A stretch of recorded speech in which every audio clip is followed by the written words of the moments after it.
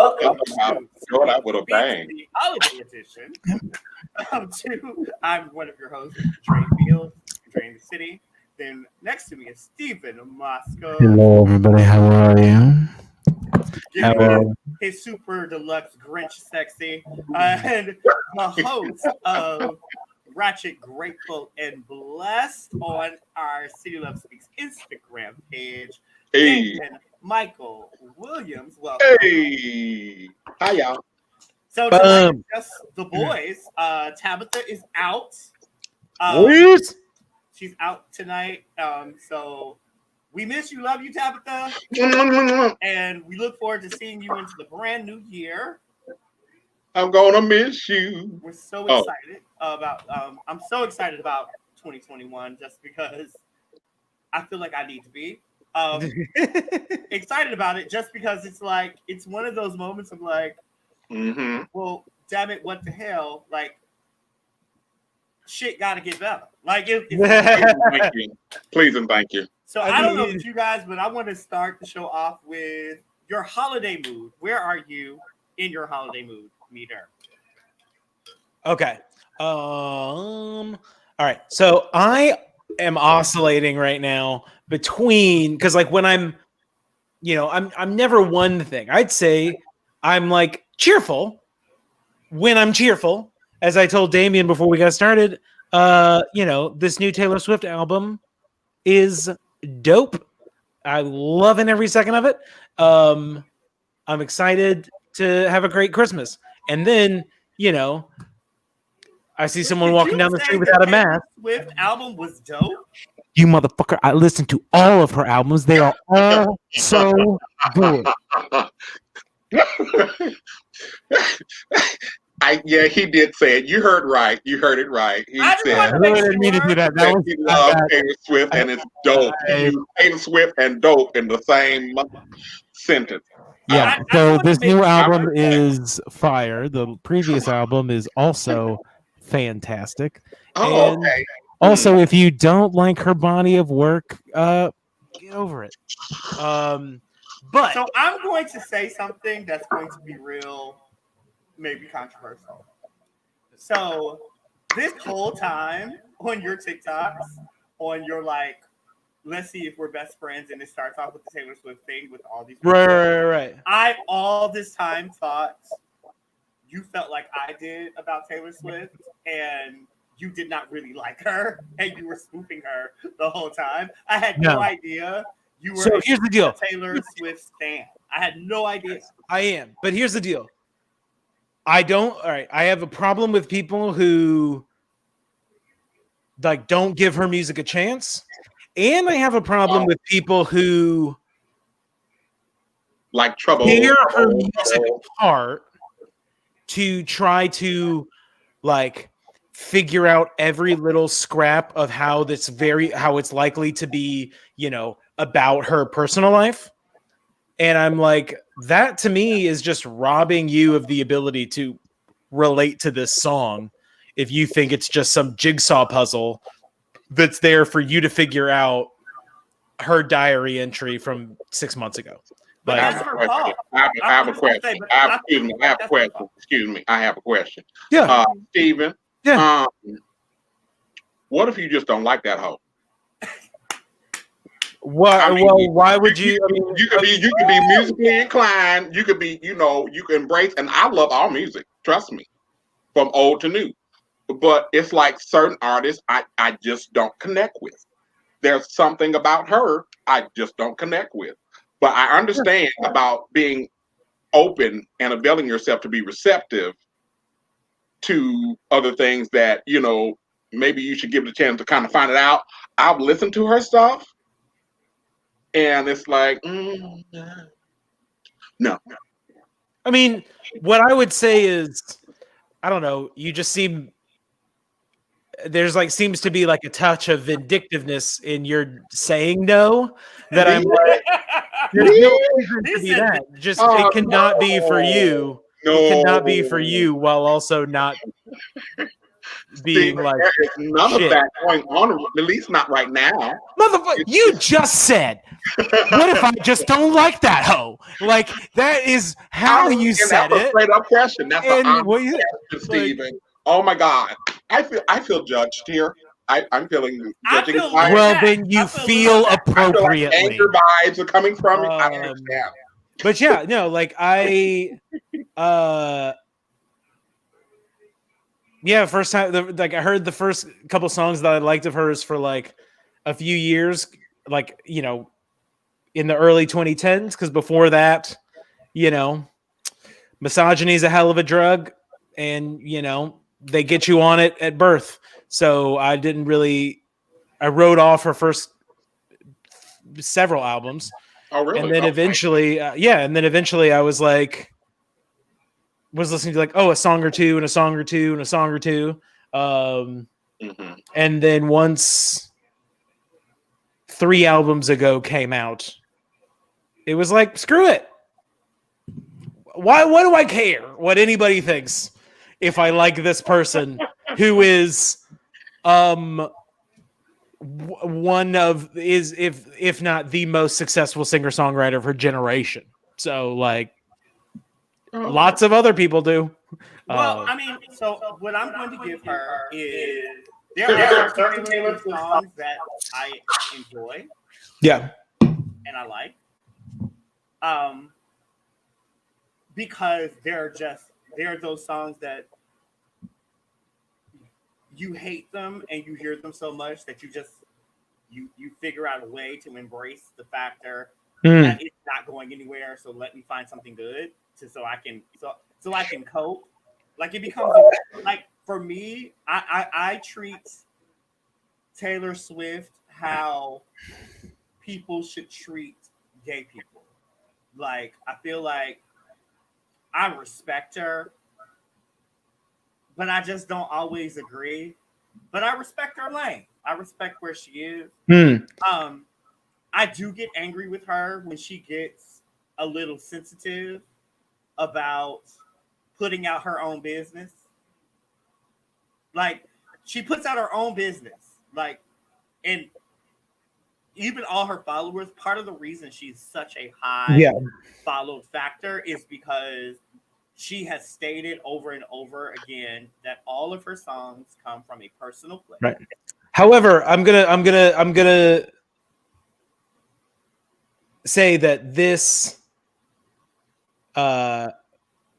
was incredibly true in the first, I'd say, half of her career, and then as people started to just so relentlessly attack her, it has become less and less so for the past number of years. The only reason I feel like people are attacking her is because she does not know, like, she is the epitome of white privilege for me. She's that girl that says, oh, I didn't know. It was like, because the people that she works with are huge stands of a lot of black artists. Beyonce, Rihanna, even down like even K Michelle. She's like stolen things from K Michelle of all people. K Michelle, like, and tried to make it like kind of her own because what her like choreographers and black friends in the business know, she doesn't really know, and her fan base really does not know who they are.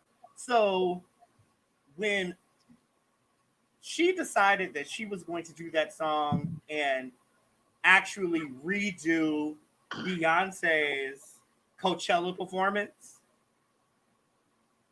with a whole drum band, it was a wrap for her. It was like, oh, you just disrespectful. Like, and the sad part was we were already mad at Beyonce for taking our culture to the Caucasians. You should also be mad at her for stealing. Well, we were mad at video thief. Stealing for years. But what we were mad about was that instead of just saying this is where the inspiration came from, she tried to make it seem like, well, white people have bands. No, girl, Right. not like that. Also, with regard to that particular song, the funny thing about that song is that like the reaction from her fans about that song was so negative that she re-released a different version, removing certain parts that her fans complained the most about. So like it's not a beloved song in any way, shape, or form. If I were to pick you 15 songs from that 16 or 17 song album, it wouldn't make the cut. So, you know. Yeah, but I mean, but that's what I'm saying. It's kind of like there was this thing, and especially what makes it worse for her is she lost the black gay vote when she started working with Todrick. Yeah, And big then when time. she defended Todrick, and Todrick, I love Todrick. I've known Todrick before Todrick Hall was this huge big name. When Todrick, we were both in cattle calls, in going to Broadway auditions, and I went on tour. He had got casted in The Color Purple as an understudy dancer. Like, I've known Todrick a really long time. I've been very proud of Todrick in the sense of Todrick is a prime example. Is if you are a person of color from the Broadway scene, that if you really, really want to be a star in your craft, you're gonna have to create another lane for them to accept you, because there are only so many spaces Right. that you're allowed to be in, and there are very few, and the majority of those people that are in those spaces are not, they are black but not black identifying until a tragedy happens, and then all of a sudden now they're black. I call them black by convenience. And so that's what happens, and Todrick has consistently been that. So once Todrick started making a name for himself and started really growing, he started taking advantage of people how he was taken advantage of, which was unfair. Then he wasn't paying people. Then you're doing these big mass productions, and you the sugar daddy for a white boy. So you're taking money and food out the mouths of the black kids that are working with you because they want to be supportive, and you giving it to a white boy that don't care about you at all.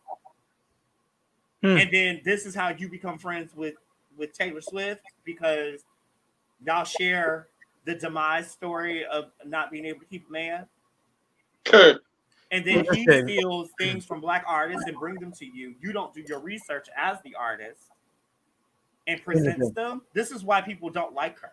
This is not an excuse. Right. This is just something separate. I generally, less so now, but prior to really just the last two albums, the two quarantine albums, I find there's something about her when she performs that feels disingenuous. So it detracts from my experience of her music to watch videos and to watch her live. Just like that special on Disney Plus. That one, I haven't looked at it yet. I'm curious to see, but I haven't seen it. But you know, just like, yeah. So I just, because I've already like written off the live element, I also haven't researched anything that's happened with the live element, and that's not an excuse. If anything, it leaves me open to issues, but it is the truth. Yeah, but I mean, because there are moments when I really want to like her. I'm not gonna lie. There are moments where I really, really want to like her, and then something happens, or I listen to some lyrics that I feel are super like her performance is never this. I never feel like her live performances, like, because the only way I'm seeing her live is if like she is doing a uh, an award show of some Mhm. sort, Mhm. or in that factor. So I would never go to a Taylor Swift concert. Like that's not my like. I Right. would go to a Britney Spears concert Right. way before I would go to a Taylor Swift concert. Like way before, because Yeah. if you've never been to a Britney Spears concert, it's an experience you should have, because like Britney Spears and J-Lo give you old school Tina Production. Turner show. Yeah. Like they give you show. Mm. Like, because it's not about their vocal, it's literally about, I need to take you out of where you are right now in your life and bring you into this fantasy world so you can get your whole life. That everything about the production is amazing and all those things. I'm not buying a Britney Spears album. I'm not even buying a J-Lo album. Mm-mm. But I'm going to the concert. I'm going to the tour because the show is amazing. It's kind of how a lot of people feel about Janet Jackson. You don't miss a Janet Jackson tour. Interesting. Like, you got to be a diehard to buy Janet Jackson music, because Janet Jackson. So I'm a diehard Janet. Like I'm a stan. I'm a diehard Janet. But I've been with Janet since Dream Street. Like when she was on Fame and put out her album that did nothing, and which is her best vocal album. Yeah. Because she was forced to really sing. Because a lot of people don't know that Janet Jackson can really sing. Yeah. That Janet Jackson is part of that pop element that was all about creating a sound again. Right. And so this sound became staple. Michael Jackson, sadly, was part of that demographic, where a lot of people don't know. If you've never been to a Michael Jackson concert, you don't know that Michael Jackson can just sing. Like just barefoot naturally sing. blow it out. Like, and when I say sing, I mean give you Mm. full gospel. I will have to say, when he sung "She's Out of My Life," that's when the people that was coming up around in that era got a taste of like, oh, Michael can Michael can go. Well, more than you saw when they started changing that for him, because when he recorded Ben, right, that was they called it the cleanest vocal that he did. That's what they released, because the unreleased vocals, right, were, they said, too emotional. It felt like you were at a black church. Like it felt like altar call, the way he was singing about that damn rat. It was hilarious. That part. Yeah. Like it was like it was a funeral. Like that song was a funeral because his daddy had killed that rat. That was his friend. Like, you know what I'm saying? So yeah, you killed my rat, daddy. Yeah, like it was like a whole situation. So vocally, but it kind of goes where it's like there are artists like where we want artists to be themselves. We want this authentic artist, right? But then the staples of these mega artists, the only mega artists that we have that have just been vocally themselves have literally been like the women. Mariah Carey, Whitney Houston, Celine Dion. They have never changed their vocal. They've never like literally never. They've never changed, like had to create a sound and do the thing. They were singers. And out of the three of them, Mariah Carey's longevity has lasted literally because Mariah Carey is a singer-songwriter. And it was necessary that Mariah was a songwriter. And if you have not seen the HBO documentary on the Bee Gees, it's awesome. Is a must. And the reason it's a must is because if you are a Mariah Carey fan, you need to watch this.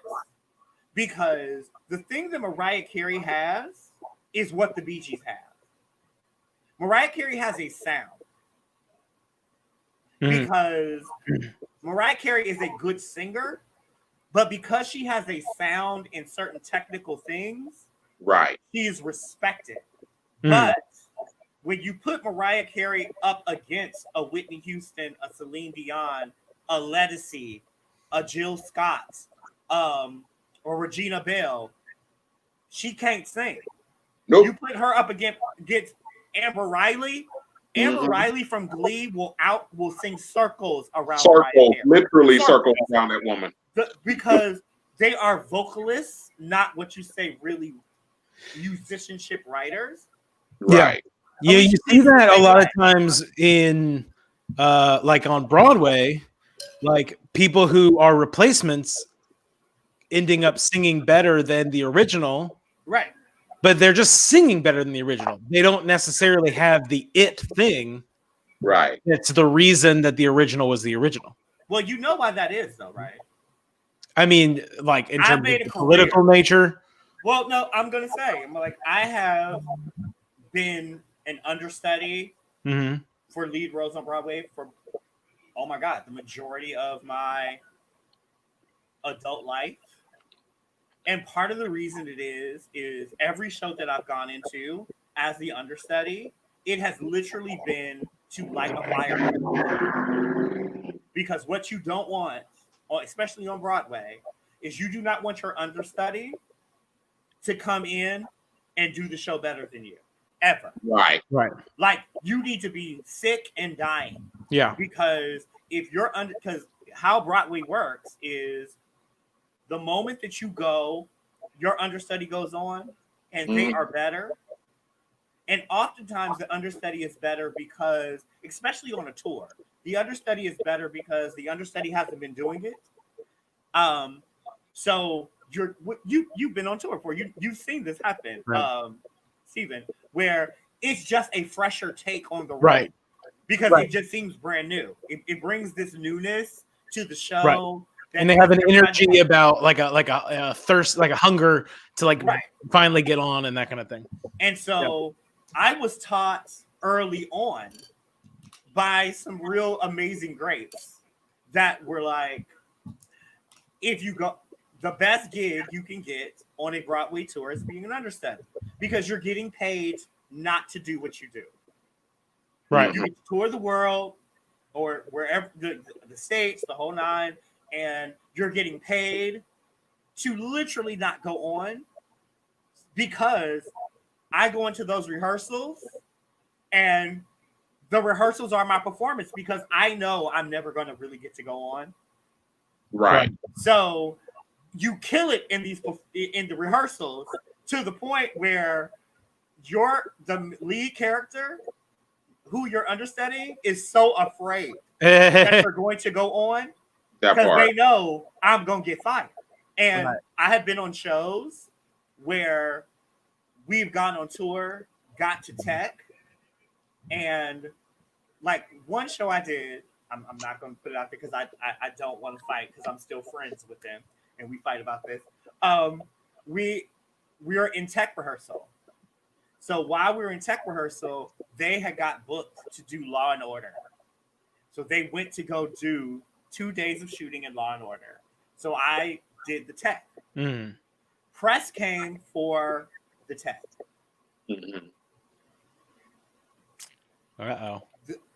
By opening night, he had gotten fired and I had replaced him. Just because of the press.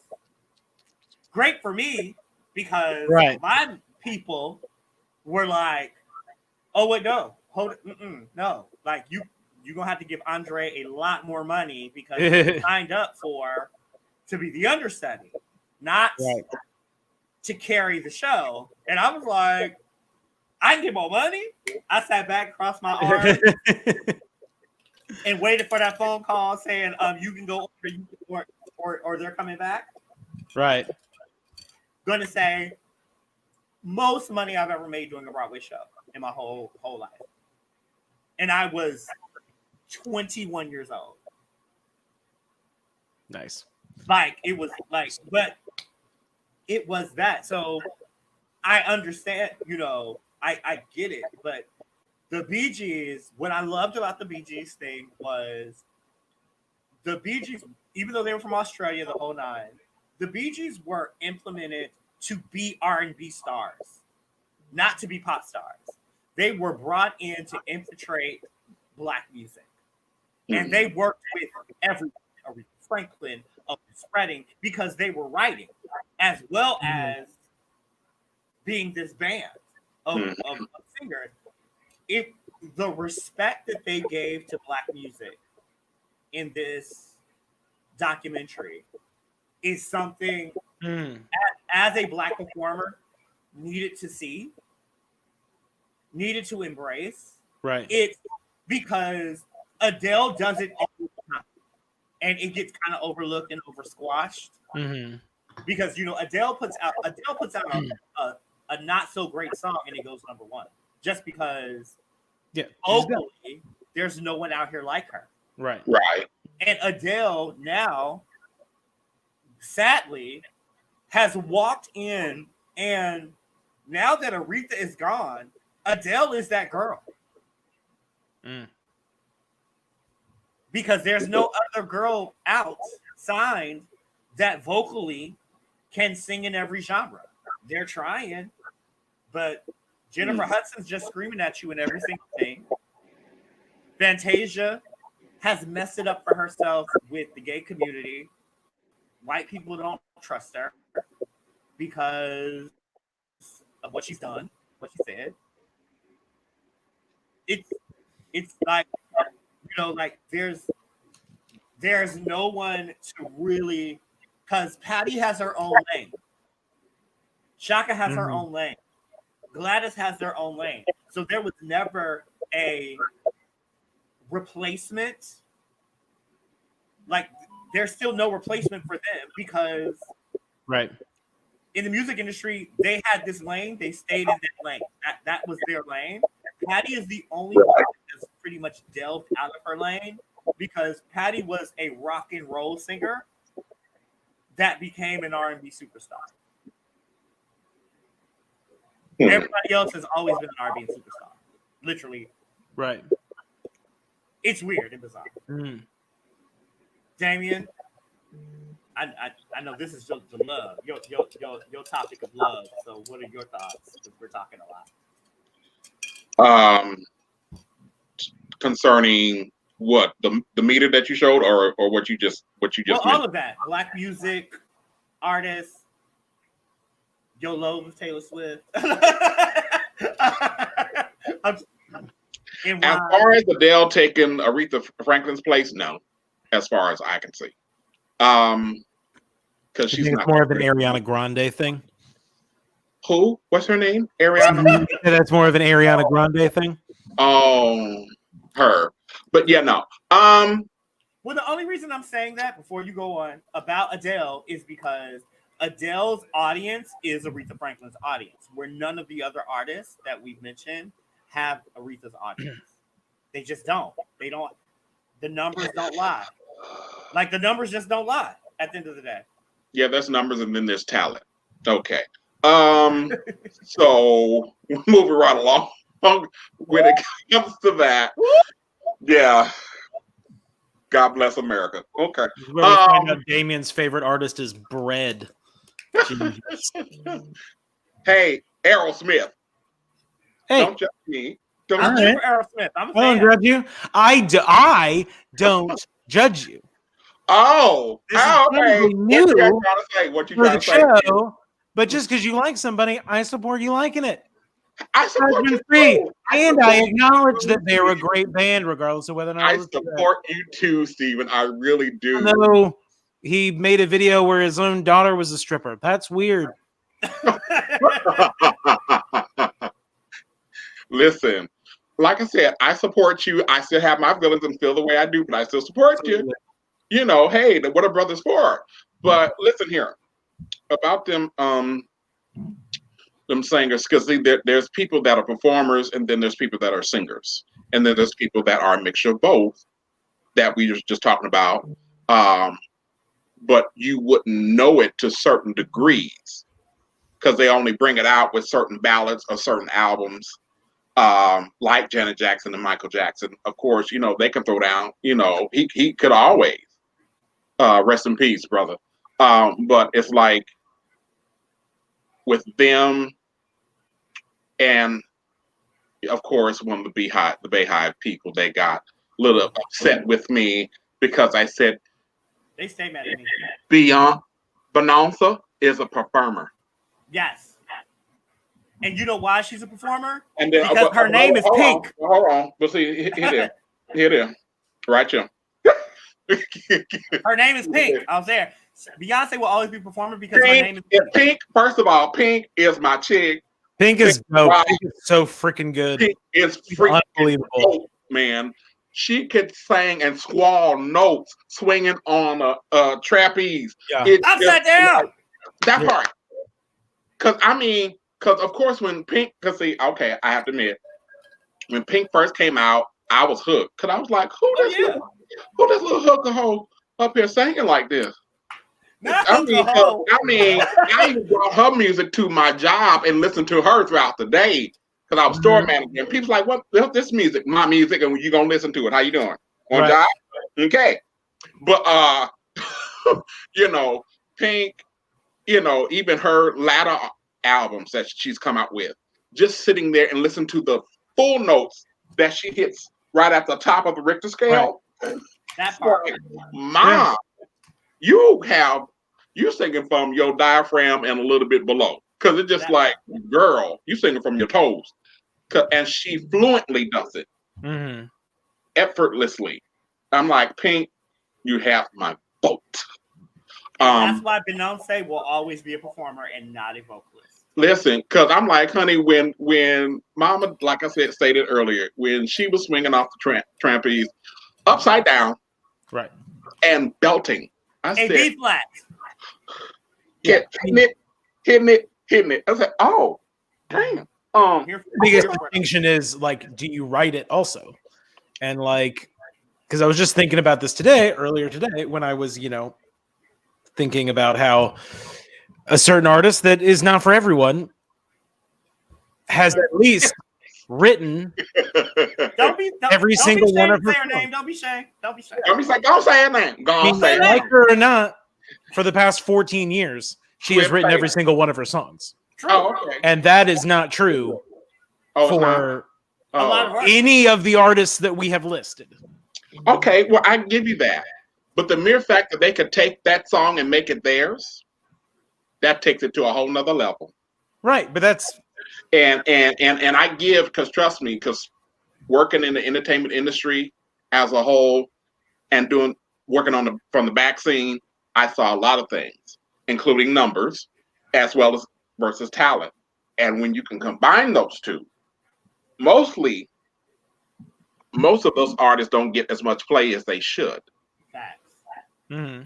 A lot of them. Which pisses me off to no end, because I'm like, why can't we have the true singers instead of people that sing through their nose and always sounds like they're whining? Because people talk about Brandy. Yeah, I said it. And I'll talk about it. We used to go to school together. I'll talk about her. You know, and here's the thing. I know Brandy and from high school. Mama could always sing, but she was indoctrinated into that sound. When everybody, and my younger brother used to get pissed off at me, you know, because I share my feelings. Loudly. Yeah, you know, just like I did about Taylor Swift. You know, no tea, no shade. A little bit. You know, one of his favorite albums, he was always play. I'm like, why do you play that little whining? I love her. She the best. I'm like, that's all I hear. I'm like, open your mouth, Brandy, and you know it. But unfortunately, to sustain where she is, she has to keep that sound. Facts. I've heard that about Britney, actually. That like Christina Aguilera and Britney Spears were like somehow, I think, under the same management or something, or just to like differentiate them. Britney was pushed into the like kind of sound, and that's like not necessarily her normal singing voice, but Well, it's definitely not her normal singing voice. It's when you Britney hear- Spears' singing voice. Yeah. So if she's gonna go out and perform as Britney Spears, that's what people want. Hashtag free Britney. Well, right. Well, because Britney Spears was marketed as the I'm a slave for new you. pinup. She was the new creation of the sexy pinup doll because Right.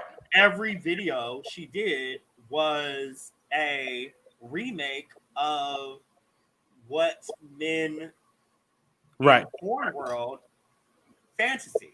So like she was this, she was the Catholic schoolgirl. Mhm. She was the Right. Space Odyssey girl. Mhm. And she was the, my favorite, one of my favorite songs. I love Savage, but I love Savage because I heard Savage before Britney did it. The production behind Savage is so amazing. Mhm. That a lot of people don't know. And if you don't know, I'm gonna say her name is Kanya Doss out of Cleveland, Ohio. So Yeah. she's the original singer of Savage because she Anya. So I'm going. It's those moments where it's like My Savage song from her is "Don't was going Change." to be a hot song. Period. Woo. Just because vocally, how it's written, the setup was amazing. But making Britney the Barbie doll version of porn Yeah. Yeah. it was the Barbie of porn. It was like, oh, we're gonna put you in the, you're gonna be the Catholic schoolgirl. Oh, we're gonna make you the Odyssey girl. Oh, now we need to make you this exotic girl that we need to make you the island girl that holds, the Right. snake and all these things. Right. It was a brand where Christina is an over singer, period. Mhm. Yeah. Very much Point so. blank period, she's an over singer. But because Christina Aguilera is the prime example of being Latina X, Mhm. of being the white Latino, is herself. Because what Latin person do we not immediately identify them as being sexy? There's not one. There's not a Latino person that is on that makes it to television or makes it to mainstream that we don't immediately go, oh, they're sexy. Down Carlos to the point where- Mencia. I'm sorry, who? Carlos Mencia. Still considered sexy. Uh-huh. All right. All right. But the only reason I'm saying that is because Gabriel Iglesias. oh, I mean, I'm just saying the reason they are considered sexy is because it's the same myth of the black man, like all black men have big dicks. It's the same myth. Right. You know what I'm saying? Like, because you have the Latino The guys that I listed are all in comedy. It has different rules. Outside of comedy, right. there aren't any people that you can list. Yeah. But once out of comedy, they try to push them in the mainstream, they make them sexy. Right. Right. Like full on, like it becomes this full makeover of Latino sexiness. Living all loca special. Right. They gold chained it. They gold chain. All the men got cleavage now. Like it becomes this whole thing of sexuality more than it does being about being Latino or Latina. So in that, like I get, but that has been the issue with Christina Aguilera because Christina Aguilera came out when Latina X was not popular anymore. Right. It was all about being Afro-Caribbean. And when Christina Aguilera came out, she was a white girl that sang pop. So then when she decided to do Dirty and tried to become more Latina sexy with the dreadlocks and everything else, it was the resurge of Celia Cruz, which shut all it down for her in the Latino community. Then you got J-Lo that is a dancer and from the Bronx. Right. You get no more Latino American than that. Like, yeah, she hood. Like, J-Lo is hood. She hood, rat hood. Don't be fooled by the rocks that she's got.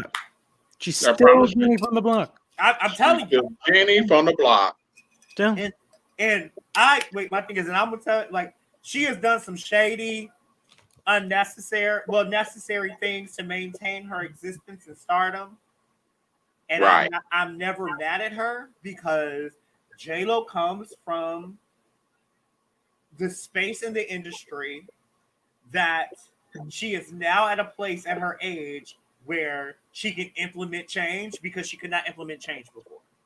Right. Mm. I have to say, when it comes to Christina Aguilera, the Stripped album Good. holds, yeah, it holds, of course, everybody love Beautiful, Yeah. of course, but my song was Loving Me for Me. That Yes. song is a smooth groove. I promise you, it's a whole move.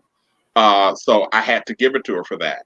I was like, okay, Ma, you toned it down a little bit, gave us a little groove / ballad. So I'm like, thank you for that. But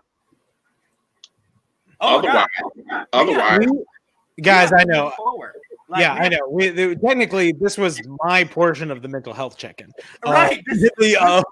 This is where all that came in. Well, So yeah, it was the first part of the Grinch, meetup, Right. and I didn't even get my part. So where's your Grinch meter? Where are you? Where are you at, baby? Where are you at? I am in betwixt and in between, In between. seasons and emotions. Okay. Right here. So yeah, yeah. Well. Okay. Yeah. Well, so I'm sure this will take your betwixt emotions to the highest level. Okay. Steven, I'm gonna kick it over to you. Great. Prom. So, The Prom, the latest Ryan Murphy joint hitting Netflix. So, this is about two Broadway stars, Dee Dee Allen and Barry Glickman, whose Eleanor Roosevelt musical fails on Broadway. They need a PR opportunity, and they find out that in Indiana, in a small town, a prom has been canceled because the PTA has refused to allow a young lesbian student to attend with her date.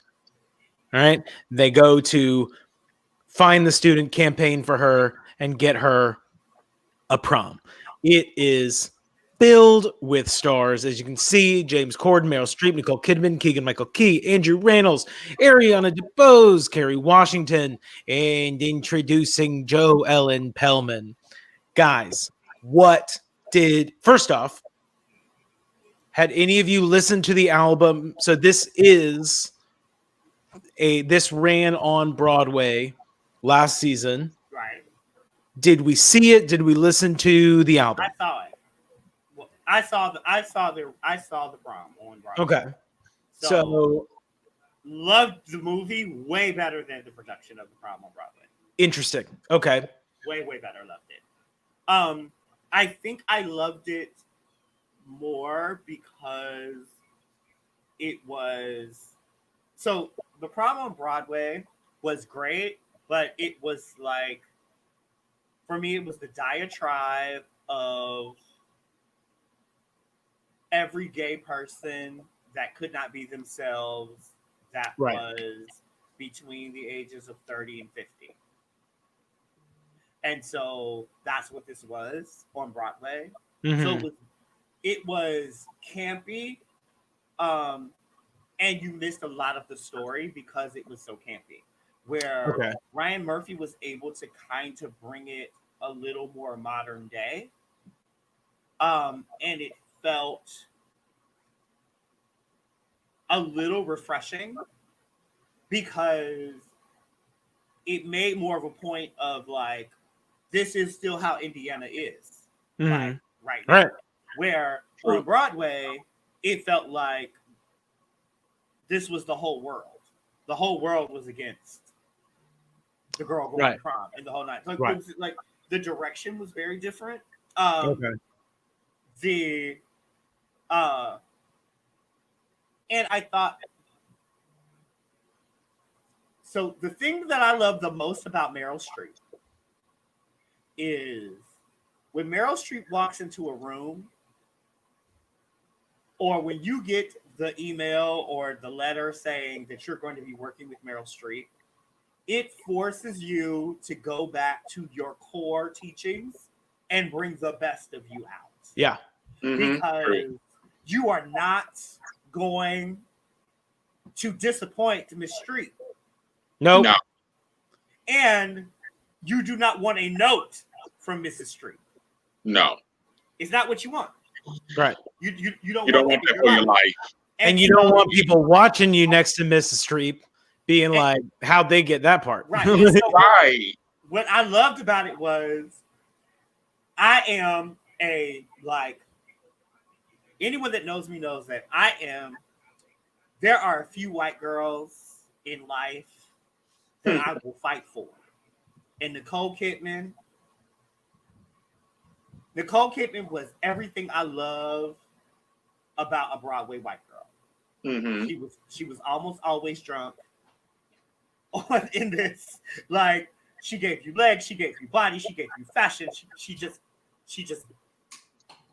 it was ridiculous. Everything. It was so ridiculous. Yeah, like, it was. It was ridiculous. And the comedy was that her character is not really supposed to be the standout character. Mm-hmm. Right, because she is a chorus girl. Well, but not even just because she's a chorus girl, but even in the original Prom on Broadway, she's a sub-character that helps move the story. Right. Like, it's not a shining moment. It's not one of those moments where you'd be like, you should be nominated for Best Supporting. Sure. Where Nicole Kidman so brought her A game to this moment that the only sacrilege in this was, and I just believe that this was because she did not have enough time to delve hard in. It's a sacrilege to do Fosse incorrectly. It's just a sacrilege. If you're a Broadway kid, Fosse are classes that you must take. Like, you don't do it. Fosse is a staple of everything. That, and when I say it is the most difficult of all of the Broadway disciplines, it's a study. Because everything has to be perfection. Everything is poetry. Everything about your hand movement, it all. And so it was the only fail for me for her. So in the live show though, was that character doing a lot of like everything that character was doing was the original in on the Broadway production? The original girl was Roxy Hart on Chicago. Okay. Like it was because Fosse is a Broadway way of life. Mm-hmm. You know, he's like, there's Fosse, there's Sondheim, there's Fosse, there's like there are these staples of discipline, not just great directors or great performers or great writers. There are disciplines like balancing. Right, like, just like it's its own you thing. don't sing like you don't make Sondheim your own. You don't get to go in a Broadway show and do a Sondheim show and sing it how you want to sing it. That's not how that works. Right. Now you can do that you can do that like if you decide to record. Even Barbara Streisand, when she does Nothing's Gonna Harm You, her recording is note for note how it is written on Broadway is how it is recorded. Like there is there are certain disciplines of respect that you just don't go away from. And I think Nicole Kidman probably did not have enough time to delve into the Fosse. And I think for them to bring someone Fosse in for that role, it was going to have to be Jasmine Guy or a no name. Right. Like, you know what I'm saying? Like, it would have to be Jasmine Guy because Jasmine Guy does have a name still. Right. But it would have had to be a no-name actress that has come from Sweet Charity, Chicago. Like, it would have had to come from that. that was the only fail for me. Just Corbin, I feel like, got to live his best gay fantasy. I think that if Corbin had the opportunity to be a homosexual for real, that is the gay person he would be. That's how I felt. I have a question about this. So I want to hear, Damien, what are your thoughts? And then I have a question specifically about James Corbin. Okay. Yeah, James Corbin, yeah. I loved it. Honestly, I did. First of all, the fashion. Yes. The fashion. Yeah. The wardrobe. I was like, whoever was the wardrobe stylist for these babies, and the sparkle and the glitter and the sequins and the glam. I was here for all of it from front to finish. And Nicole Kidman, lady, you're a beast. And then, of course, homage to the amazing Meryl Streep. Okay, was that red wig not everything? Everything. Amazing. The cut, the bob, the swirl, the swoop. Like, yes, ma'am. Swing it. And with all her fringe and shinglingles and everything. It was flip side to see Kay Washington on this negative side. I will say, I was like, right. Oh, okay. Of course, a fan. When it comes to James Corden, I thought he was brilliant, but yet it looked as what us children would say, us gay folk, people like us would say, that's a whole bunch of natural. It was way too natural. It was just like, ooh. But ain't you married? Right. Oh, okay. I know you married with children. Which is great. I have no problem. Hey, she into it. Hey, do what you do. All for sexual freedom, huh? But and your relationship is your relationship. Hey, ain't nobody else's business but y'all's. But it was just like, that's very, yeah, almost like, hey, sus. But right. But yeah, I thought it was actually brilliant. That was one of the movies that gave a positive charge to me. And I'm sure it did it for others because, of course, showbiz kid in my own way, because coming from the gospel realm into entertainment at a very young age, I've always, plus growing up with my, family, I was introduced to a lot of older movies and, movie classics, even the black and white movies, where there was such raw, gifted talent and people sought after it. So to see a little bit of that showbiz and, of course, the Broadway and everything. So it was just like, okay, I'm loving this mixture. And, of course, it was for the gay children, so I'm like, hey, I'm all for it. Nice. Now, as far as James Corden is concerned, uproar is not a wrong word to use. There has been significant negative reaction for Ryan Murphy not casting a gay man to play that role. Well, I thought it was necessary that a gay man did not play that role. And part of the reason that was because there was already a gay man that was in search of being a career, that has done all the things that gay people do in this industry, in the sense, like, he was a Juilliard, like, when he had all the accolades and still didn't have the career. And he was gay.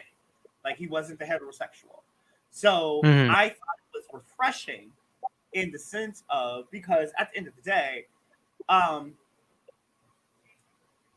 this wasn't a trans role where you needed a trans actor to play a trans person. This was a guy that was gay the whole nine. You can be a straight man and play a gay man. You don't have to be the gay man playing the gay man. I think part of the uproar is because if you are gay, getting casted as the straight man is where the problem is. And so Right. I think Ryan Murphy flipping it, saying having the opportunity to hire someone gay by hiring someone straight to play this role opens up a conversation where there is no reason why, just because there are so many amazing prime example, what's his name, Rupert, that lives in London, like, Oh yeah. Whatever. is Yeah. an amazing actor, but He once he is so came out as handsome. gay, But yeah. once he came out as gay, Right. it was he could not get a role unless it was a gay role. And why?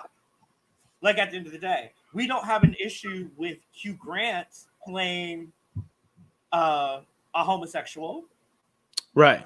Mm-hmm. So, like, I think this was a great way of you can't expect diversity if you don't give it. And Ryan Murphy being the largest homosexual, outed gay director, producer, businessman, hiring a straight man to play a gay role was the best business move he could possibly be at made. So I'm here for it. What about you?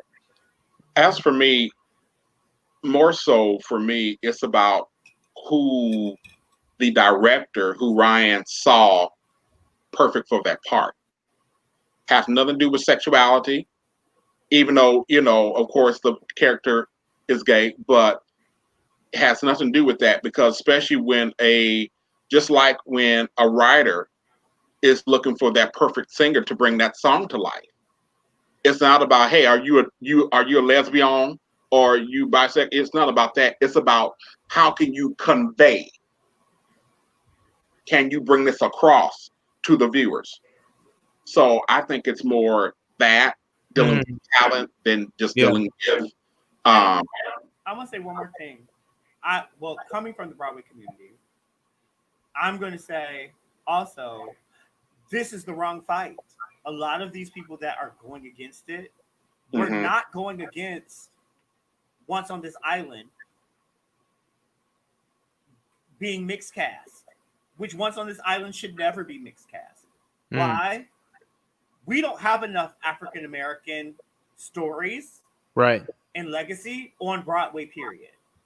So now you decide to do these remakes, and now that you've done these remakes, all of a sudden now it's out.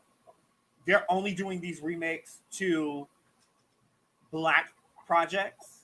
Like, you're trying to make Ain't Misbehaving a mixed show. You're doing this to Once on This Island, but you're not doing this to any of the classic white shows at all. Like the staple white shows, you're not doing this to. And at the end of the day, if we're talking about just, acting, then it shouldn't have been like, there should not be an all issue where, why is there not a Black Sound of Music? Because it's possible. Yeah. Like you were saying, my thing is, it's still a very possible story to do Sound of Music with an all Black cast. And the Nazis coming against the white people. Why can we say this? Is because it is, how many stories have we heard of it, especially in World War II, where there was a Black man that was here in the United States and he went to Germany and he wound up getting married to a white woman and having children. Right. Because there were also no Black racism. people in Germany. Well, no, because there was no racism. Right. Like, they were accepted. And so they got married and they had all these children and held it honorable ranks within the military. It's very possible to have the Sound of Music story with Black people. It's very possible. Very true. But Very true. but my thing is, but we don't tell that part of history. It's just like, Black people are so left out. And then now when we do get something and it's popular, now all of a sudden you, as a white person, because you love it so much, it's kind of no different than, there's this movie musical called Camp that I love. I love it to death. It's one of my favorites. You said Camp? Camp. Yeah. Yes. But the thing that I hate the most is the white girl singing Jennifer Holiday. That part. We don't get enough. We don't Yeah. get enough moments that the white girl gets to sing. And I'm telling you, I'm sorry, no, it's a hard no. Yeah, as soon as I saw that, I was like, no. We're forced to have to embrace it and accept it and be okay with it. Mm-hmm. So I'm gonna need all these people to get off to put on your big girl panties and be all right with the fact that a straight white man is gonna play a white man. Because he was extremely believable. Here's the better problem. Why couldn't that character have been black? If you really want to be technical about it, yeah. Like, I was very glad that Michael Key's character, Michael Key character is not a black man. So that was a beautiful thing to see. This heterosexual black man, you know, whatever. And I'm going to say, I've always liked Michael Key, but in the last 2 years, I've kind of fallen in love with him a little bit. In the sense of, because he's not just doing sketch comedy. Right, yeah. Because, like, there's this Netflix series called, I think, College Friends or whatever, that he's in, which is really amazing. Mm-hmm. Then I thought he was amazing in Jingle Jangle. Then now this was, like, spectacular.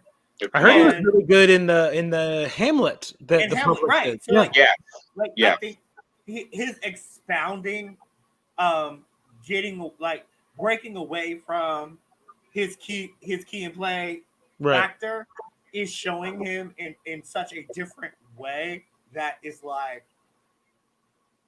I would not be surprised if very soon he is in a place of, like, Golden Globe and Oscar nomination, because he is really pushing out at the forefront as this very diverse actor that I am loving.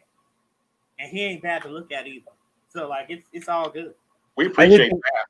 I did think it was funny that his character, he was bound to be living the experience of his character, because the fact that he is the principal who's, like, starstruck by this Broadway star. Right. He's also, you know, yes, he is amazing, but, like, I can imagine him starting out in sketch comedy, never thinking he was going to be the love interest of Meryl Streep. And so the fact that he is, like, doing that, it's like the same story. For that to be on your resume is like, well, that scene, the scene where he is sitting in this whatever, and he is trying to be completely unfazed. And at the end, he was like, "Okay, yeah, you got me. Like, it was that moment of, like, now, don't get me wrong. I was telling Damien, it did feel a little creepy. And I said, this is where I was like, I feel like all men have a little bit of misogyny in you. Like, it's just part of who we are. And you have, it's a daily fight every day to not be misogynistic, where it was a little creepy that this old white woman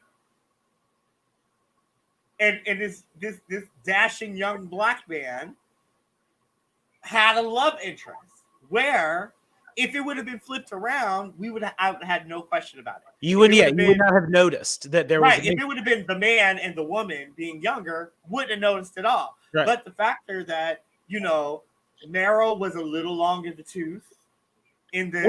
Well, we are first of all, we already know that some years ago, cougars came into the full view and have become well appreciated. And I mean, because they've always been around, not only as men, but also women. But and then, you know, of course, when it comes to interracial couples, as you just stated earlier, you know, that's nothing out of the norm as well, even though it was, as far as American society. But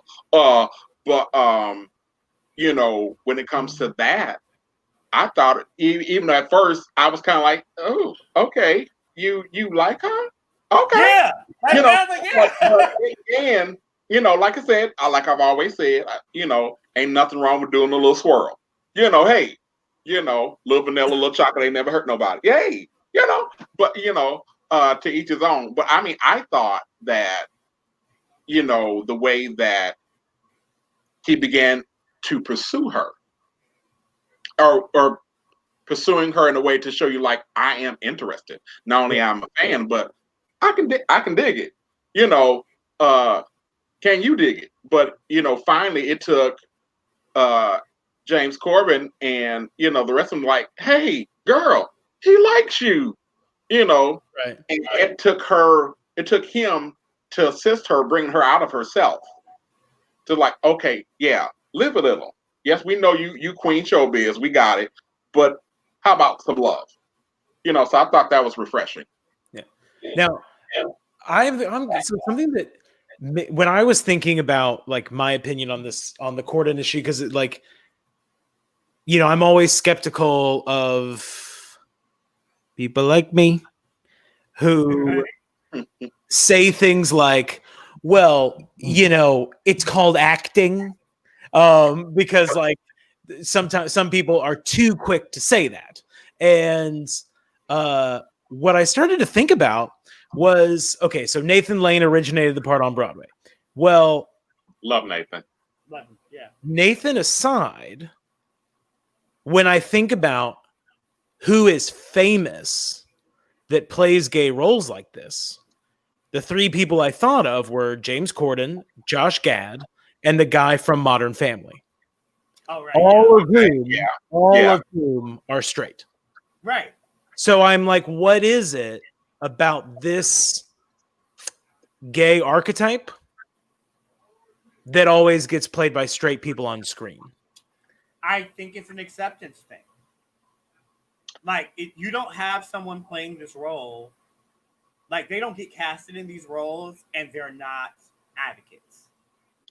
But but Dre, to tag onto that, if you recall how back in the day, I forget the name of the movie, but there was a movie. Well, it's been a couple. You know, playing gay roles back in the day was so taboo. Right. Because that, you know, back in the day, that could mostly break you. Yeah, it would just end you totally. There are actors now who you have barely heard from, if ever, because they did those roles. I never forget because I lost some respect for Denzel Washington because of the flack that he gave. Yeah, I won't even get started into that. But the flack that he gave Will Smith about when he did one of my favorite movies. Well, the reason I can't believe I'm gonna say this, but I do understand it. And the only reason I understand it is because sadly, within the Black and Latino community, having a name that's your name is still to this day, unless you're a singer, little unheard of. What Black people and Hispanic people do is refer to you as a character that you played, and only that. I don't know how many times to this day there are Black people that I have never met before that still hit me up and call me Horse because I played Horse on Broadway. Like that, they still call me Horse to this day. So it's like there is this disconnect of you being a person, and Denzel. If no one understands that better, Denzel understands that. It took a long time for Denzel Washington to become Denzel Washington, to the point, to his detriment, in the sense where every time we started seeing Denzel in anything, we saw Denzel. We never got to see a character. You just always saw Denzel Washington. And so that's where like the mishap happened. So when Will Smith did 6 Degrees Separation and Will gave and stop Denzel's thing was Denzel's thing was, oh my God, people for the rest of your life are going to think that you're gay. And they're going to refer to you as gay. Period. The rest of your career is going to be shadowed on being gay. And in that time period, that was very true. In the time period that all this happened, it was very true. But then when we fast forward to Isaiah Washington, we're in a different world now. Yeah. And so now this is more about your insecurities as being a man and not being comfortable with who you are as a man, that you are dispelling any type of gay, anything around you, Right. because now you are in this belief of the destruction of the black man is homosexuality. Like, I know so which is much not of his backstory. It's like, sir, you need to hush, quick, fast, and in a hurry, all because of that. stuff that you done to Paula and All of on that. her. So we won't go about destroying the black family. But this, Shut it down. right. But this also puts a shadow over not. But Right. it's just kind of no different than, for me, like what I would say is kind of like, if Steven was older, if you were older, Steven, I could totally see you playing that role. And you're heterosexual. Right. Like, my thing is, and why do I think you would be great at that role? You have been for the last 5 months on a panel with a lot of gay people, like I just said, and you still being able to hold comfortably who you are does not change because you're in this circle of people. So knowing that you're an actor, would not at all be surprised if you did this role and I watched you do this. I could see you doing this role on Broadway or in a film. I have to say, and sadly, seeing bits of me, bits of Damien, bits of your gay husband, all in this role, because you're close to us enough that you got the backstory that you're like, I'm gonna take this, and this, and bring this here. Take it all the way in. Work. Right. I mean, because I have to say, because that's one of the reasons, Stephen, why I appreciate you and I love you, brother, because you have great amounts of humanity and integrity. And in this day, that's rare, unfortunately. But, when it comes to that role, you have the looks and you have the charisma, you have the gifts and the talent. And like I always say, your punchlines are always on point and on time. So, I mean, I could definitely. Ryan Murphy, are you hearing this? Well, I'm just saying, I cannot wait. I cannot wait to walk a red carpet at a premiere that you're in. I can't wait. Yeah. I already know what I'm gonna wear. I'm flying all the way from Cali. I'm like, I'm here. Y'all probably be here in Hollywood. So I'm on the red carpet. I already know what I'm gonna wear. My goal for that moment is when they go, "Who are you wearing?" I say, "Me." Right. Boom. That's my goal. All of that. Fortune 500. I'm all about brand. I'm all about brand. Right. Oh, this is for my latest line. I made it. Yeah. You not watch my TikToks? Yeah. Right. Yeah, so like in those manners, I'm like, so it never bothers me, for real, when I see that. Yeah. It's just like, well, prime example, Uncle Frank, that's on Prime right now. Right. If you have not seen it, it is a must watch. It's so I have good. heard, yeah. It's so good. And sadly, I'm kind of sad that, I understand it, that, Hillbilly LG, because of the casting in Hillbilly LG, it's getting the Oscar buzz.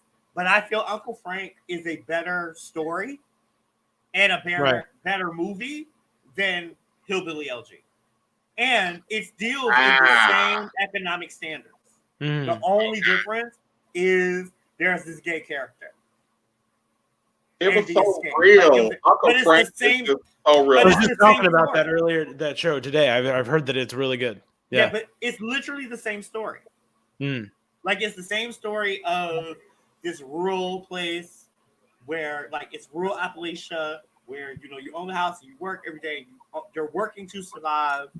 And then the only difference is in Uncle Frank, the homophobia is brought into it, where there is no gay story related to Hillbilly LG. Right. But the larger issue is in Hillbilly LG, I feel a large topic was not and even touched on was the fact that this white man that is from redneck country, Right.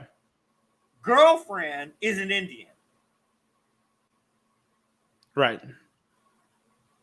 How are we not talking about this in that factor? There Yeah. was no real, because she was the only person of color. Everybody else is white. Right. Meaning, where's the racism? Yeah. So they're very familiar with living in an entirely segregated society. So now that you're in an unsegregated relationship, we're just supposed to believe that there's nothing there. And so why is this not a conversation? Right. That part.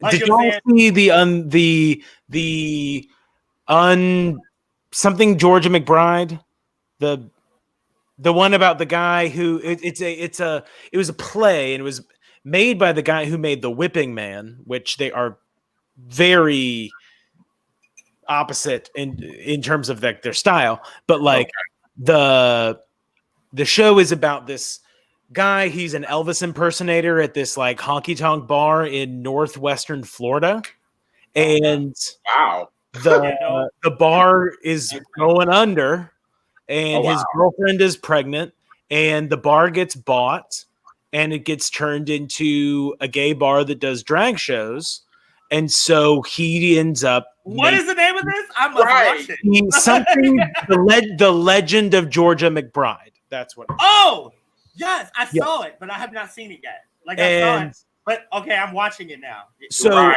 I think it's gonna be, so if there's a movie of it, I'm curious, but live, it was a little bit like what you were talking about with the prom was, where I was like, I feel like it's playing to, go out on the limb. It's playing to the New York gay audience, and it's not really addressing some very important things that would be there throughout. They just, hit it at the right part in the second act so that there was like a dramatic scene. I'm sitting there being like, this bar in nowhere, North Florida. Wow. North Florida ain't South Florida. Right. Overnight turns into a gay bar.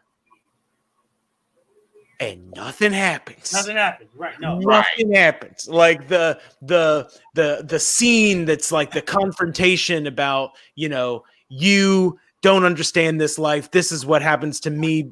I don't have the ability to take this off at the door.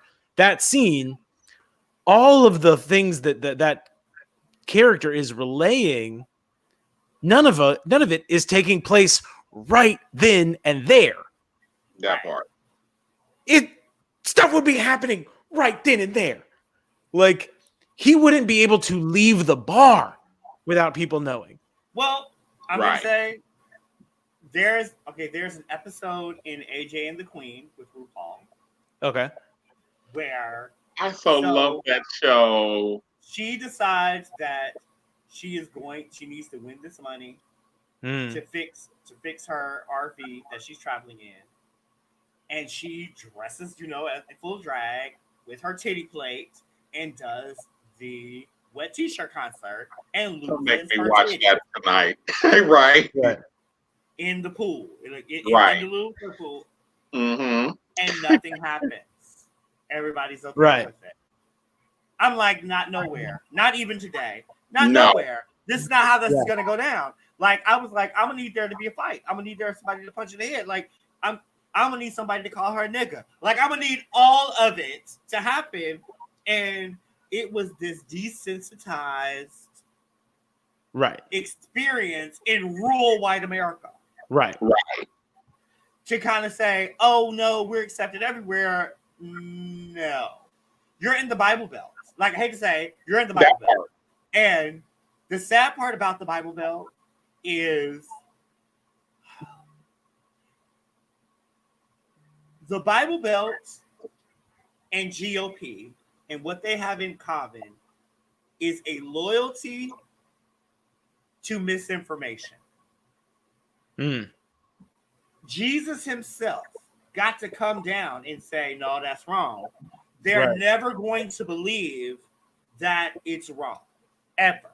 Like, they're going to hold to all truths to be believed, of what they have been raised on. And the comedy is the majority of these people in the Bible Belt are not churchgoers, but have heavy religious connections in their belief factors of how they vote, how they see people. Right. You know, because it's like you can't be the owner of the honky tonk and hate the gays. Because it's like, do you hate money? Because what gay people gonna do? It's just like, I have said it for years. If I ever opened a gay bar, I wouldn't open a gay bar for men. I would open the gay bar for lesbians.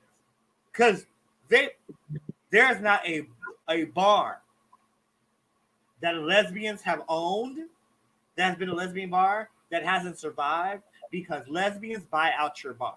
Where gay boys come to be cute and be pretty and stand around and not drink. That part. And then get mad if you have a couple.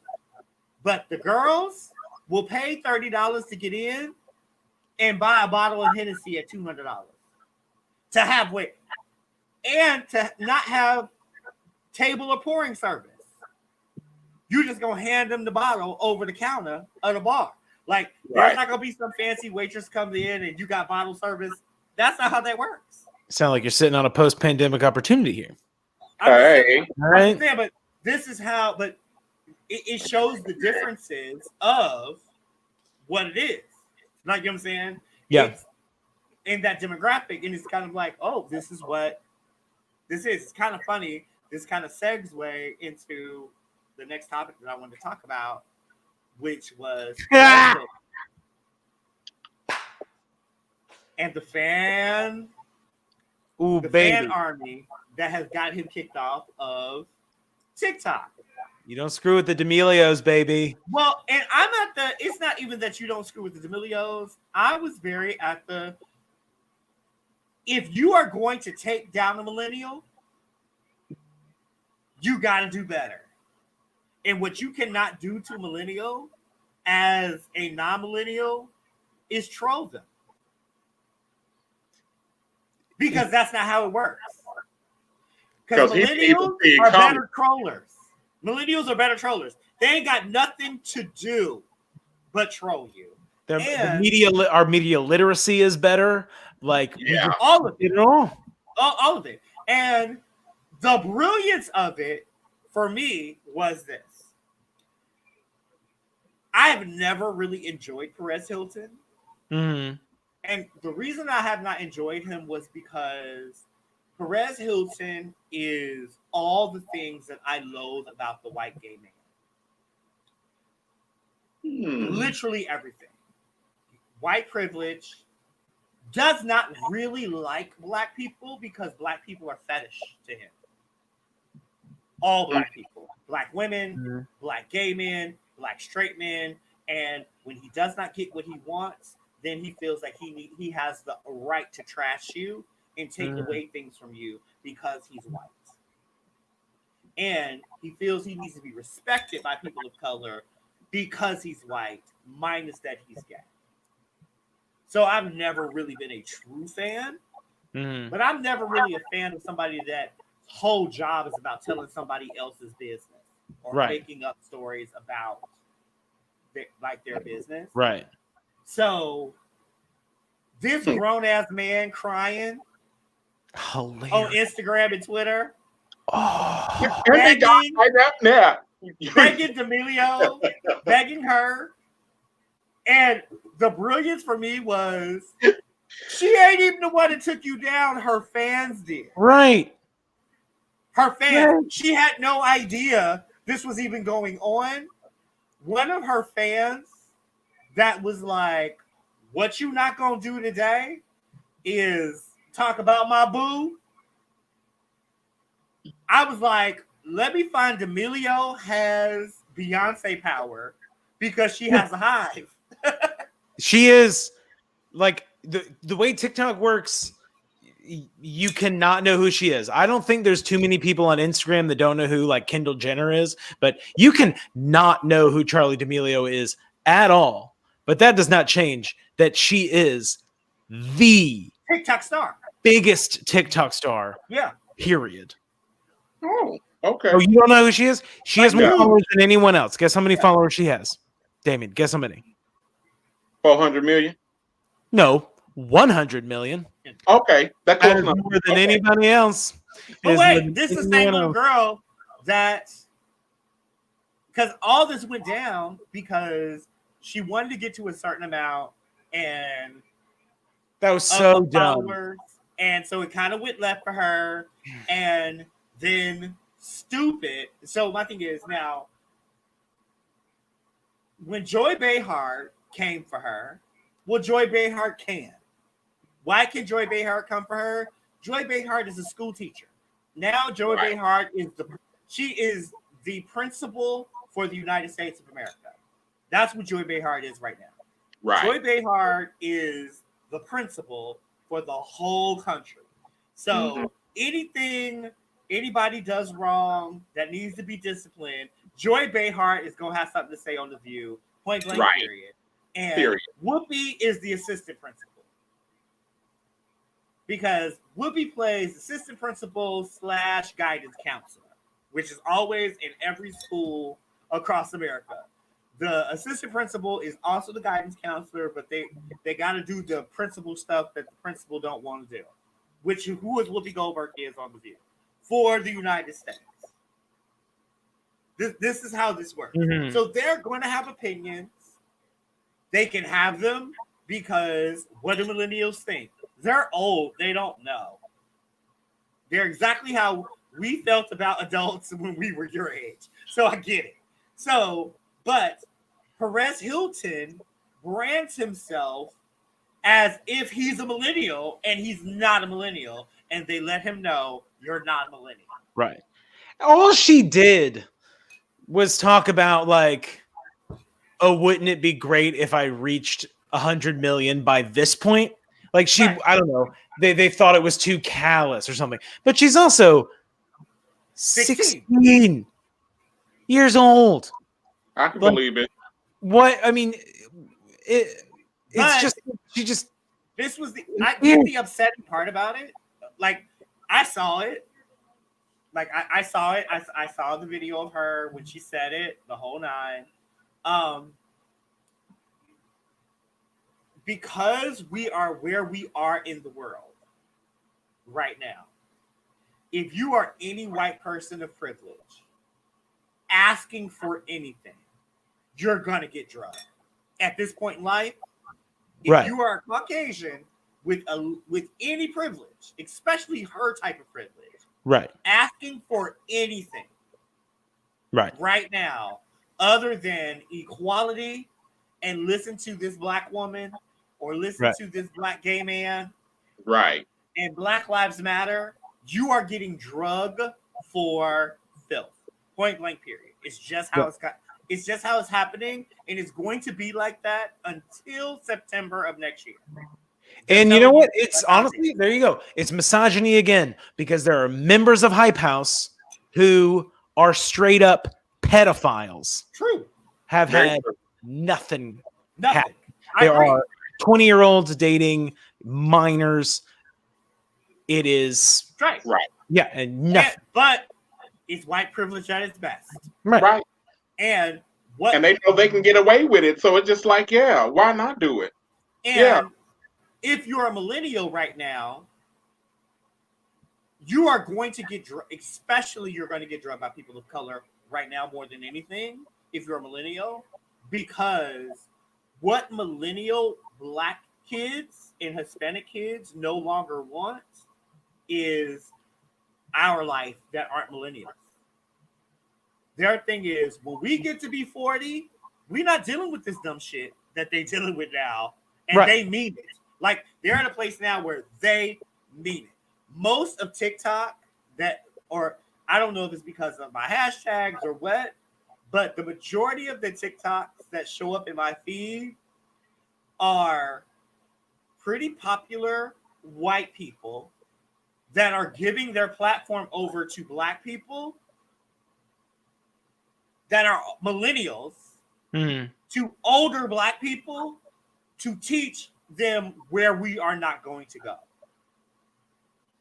And I'm here for it. Right. It's the only reason why I have not canceled and shut down the whole TikTok, because it's irritating. But it's where it is. But I am a little pissed about where what I have noticed too is a lot of Black creators do get dissed in their fellowship and algorithm factor. Yeah, the algorithm suppresses Black creators. Absolutely. Which is really sad. You know, like it's really, really kind of sad where there are so many. I think his name is Ginger Bear, which I love him because Ginger Bear is like, I think he's in Oklahoma. Mm-hmm. He's a truck driver. He looks like white trash, and he is so pro. He is so pro Black America. Oh, Morris. That I love him. Like I follow him just because he goes into this whole situation of, I don't know what, as he said, I don't know what the F is happening. I know I need to change. I hope that this situation, I'm on this TikToker, and he calls it TikToker, which I love. Yeah. He said, I'm on here to learn because I want to be better. Because I think everybody the same. I don't care what color he is. He said, I don't care. He said, I don't care if you want to eat the eggplant, sit on the eggplant, or marry the eggplant. I fell out laughing. I was like, you did not. I don't think take the gay and put the eggplant. I love Ginger Bear. Like, I love him. I love him.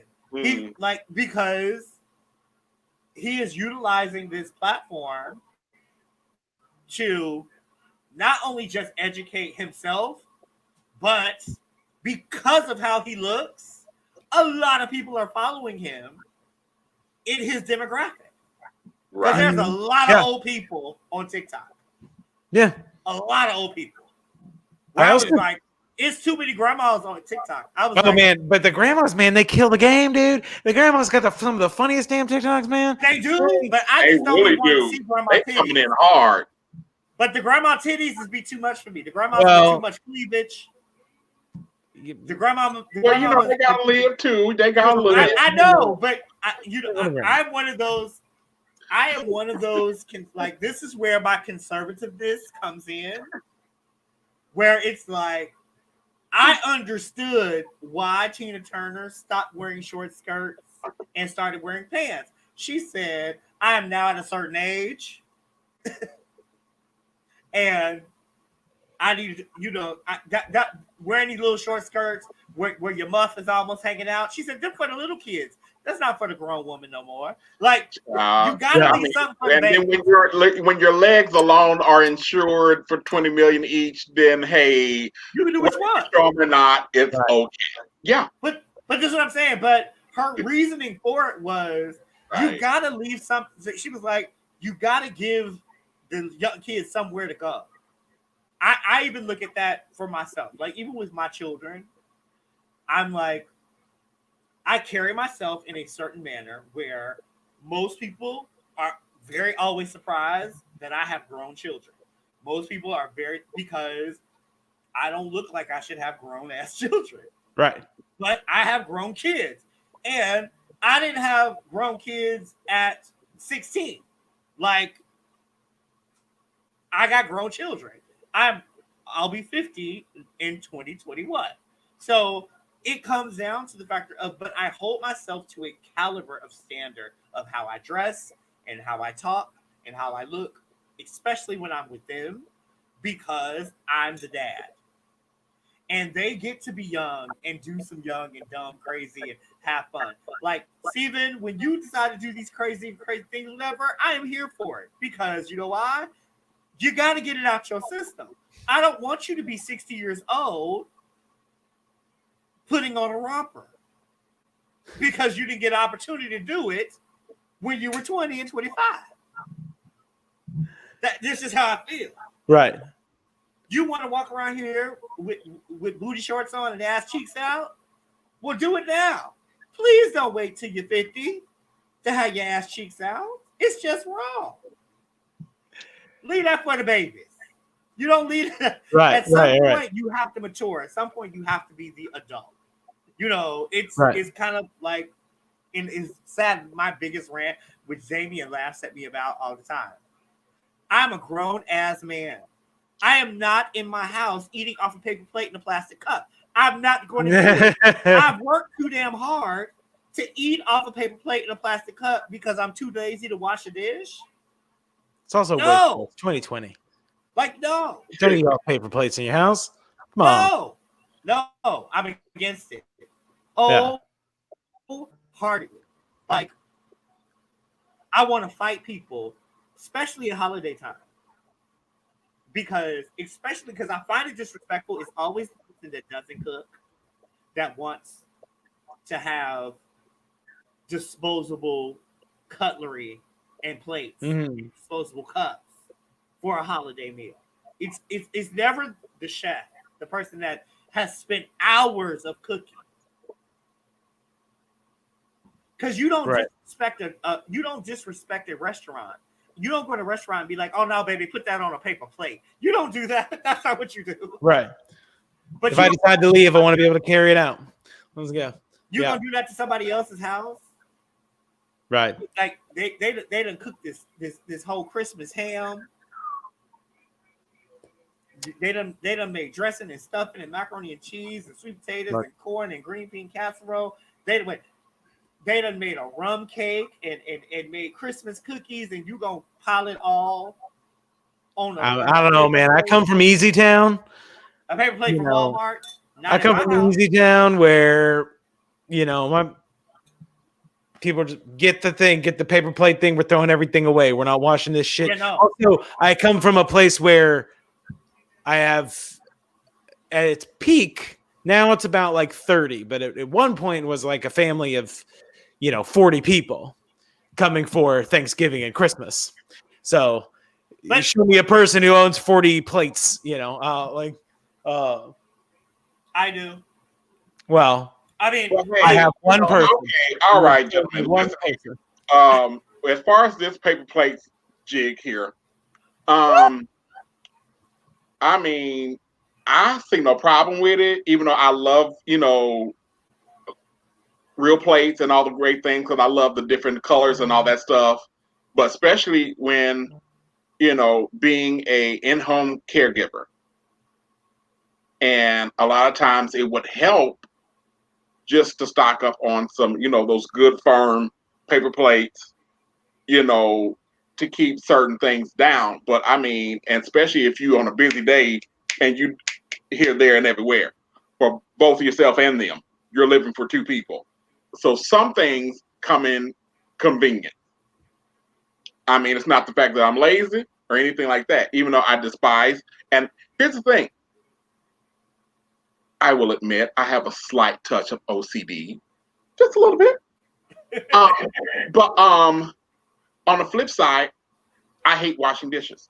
I do. I do not enjoy that.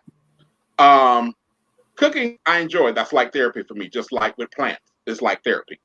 But washing dishes, it's like, no, because I usually, the kind of cook that I am, I wash as I go. So by the time you get to the main meal, only things that needs to be washed are the plates and, the pots and pans. That's it.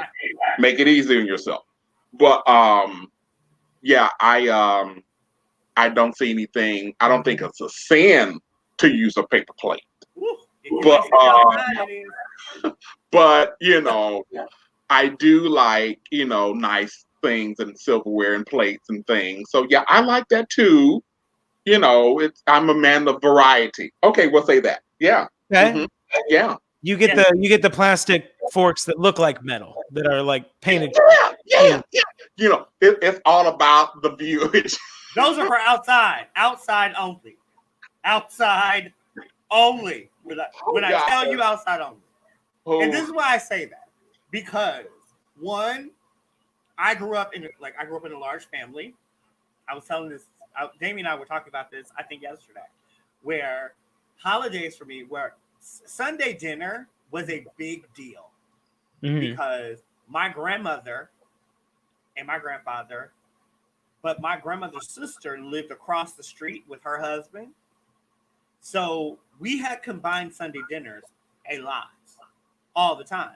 So there could be 20 people sitting at the table. Where growing up at 9 and 10, I used to hate like peeling potatoes and chopping because by the time I turned 10, I was old enough to, as they say, utilize a knife properly.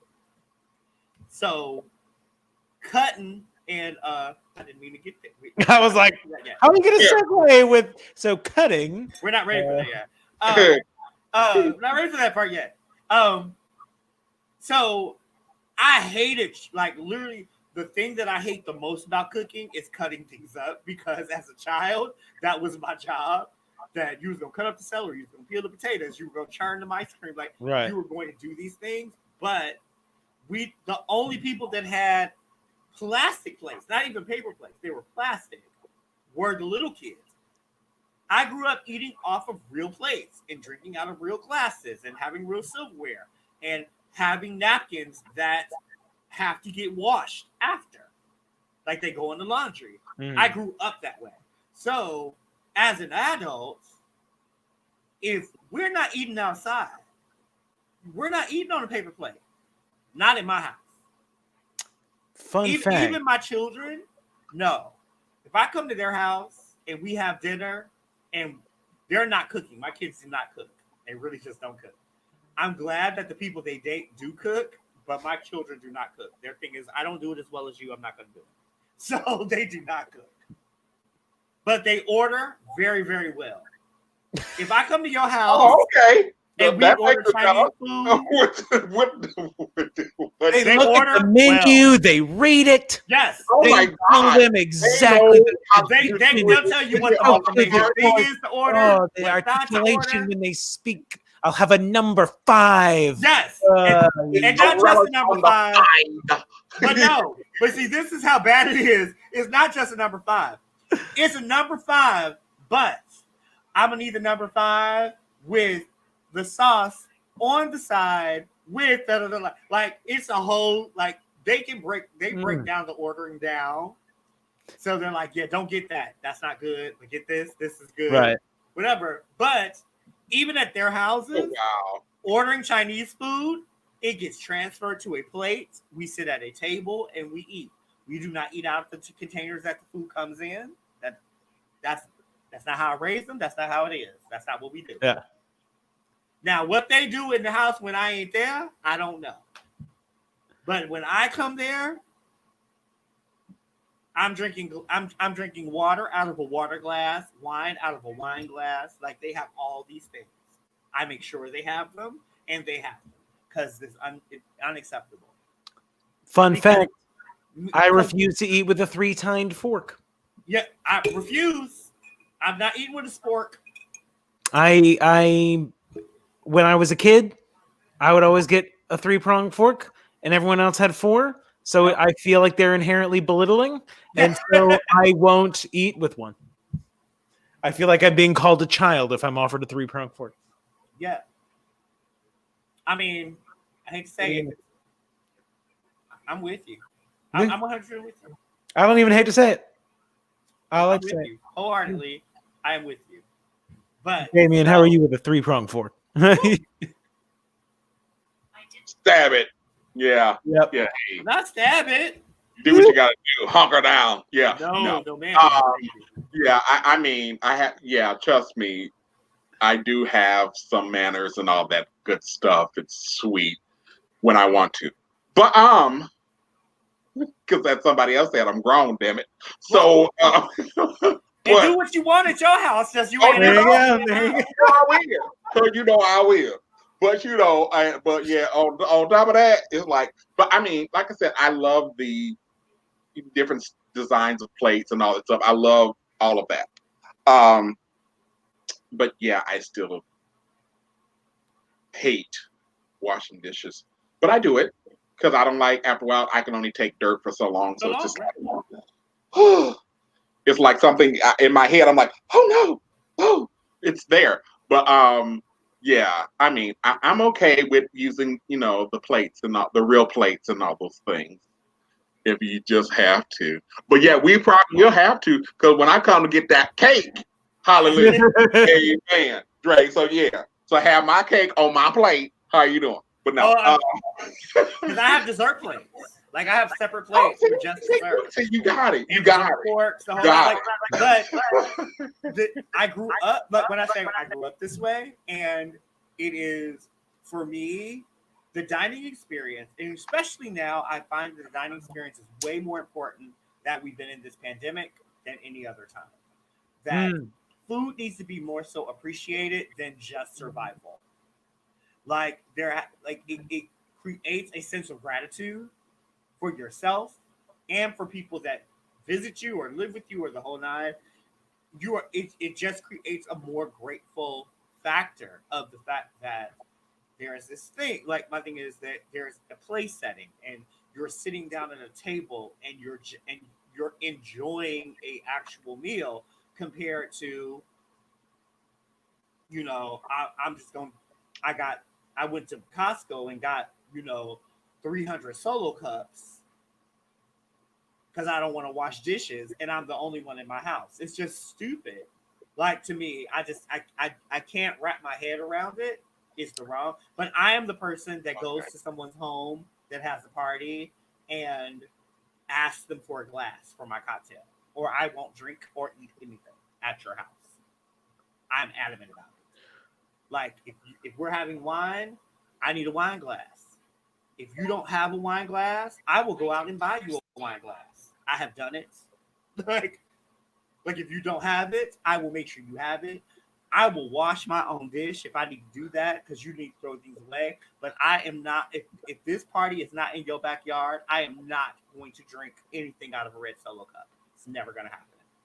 Thank God y'all 3,000 miles apart. If y'all weren't 3,000 miles apart, this would be a much more heated conversation. No, it wouldn't. You know what? This why I wouldn't. Because Damien, because let me tell you how this would work. Damien would be like, fine, you want that glass? Go and get that glass. You're going to wash that glass when you through. How you doing? Wait, and for me, that's not a problem. I'm not washing 1,000 glasses, but what I am not going to do is I am not going to drink a good glass of wine out of a solo cup and we not outside of the park.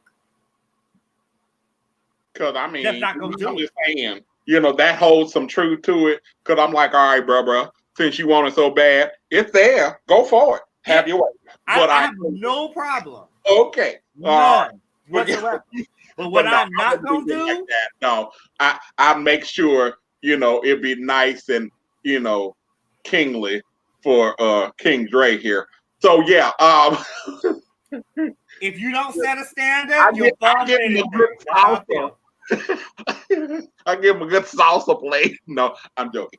But now, yeah, it's all good. But hey, yeah, like certain things, it's just who I am as a person.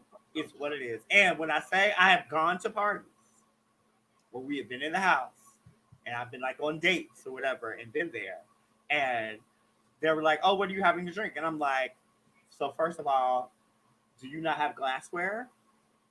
And I normally get the side eye look. And they were like, "No, we only have these cups." I was like, "Then I'm good." Good. Do you have bottled water? They were like, "Yeah, that's the only thing I'm drinking out of plastic. The only thing." And it has to be smaller. My thing is, and if you don't believe me, y'all can ask Darrell J. Hunt. He'll tell. I am adamant. I will not. And they be like, "Oh, you so bougie." Well, call it what you want. Y'all say it like it's an insult. All I'm gonna say is, come up here. The air is better up here. It really is. Join me. Come up. We get it, right? We get it, bro. The air is better. But in the air being better, the air has not been better for several of our people of the African American community this year in 2020. And the Negro Please Award, this is our last show of 2020. And we have had some candidates for the Negro Please Award that have been disastrous. Disastrous moment. So out of everyone that we have had nominated and won the award, who do you think deserves the Negro Please Award of the Year for 2020? I'm gonna start. I'm a little perplexed here. I'm torn between two opinions. Okay. Because of Candace, she usually because her mouth just continually runs for no reason. It's like, why do you breathe? I'm sorry, what's our motivation here? Why do you exist here? I don't understand. But then you go down to that little young, light bright baby. And he just had something as of lately that he just posted about the about the election, the Supreme Court, college, and it made me. I will admit, it made a violent side of me, come out. Kind of rumble because I wanted to get my whole fist rear back and just come and just clock him to where his head go back and snap. But it's like, okay, I can't be like that way. That's not. I'm a holy homosexual. I have to be nice. But not holy.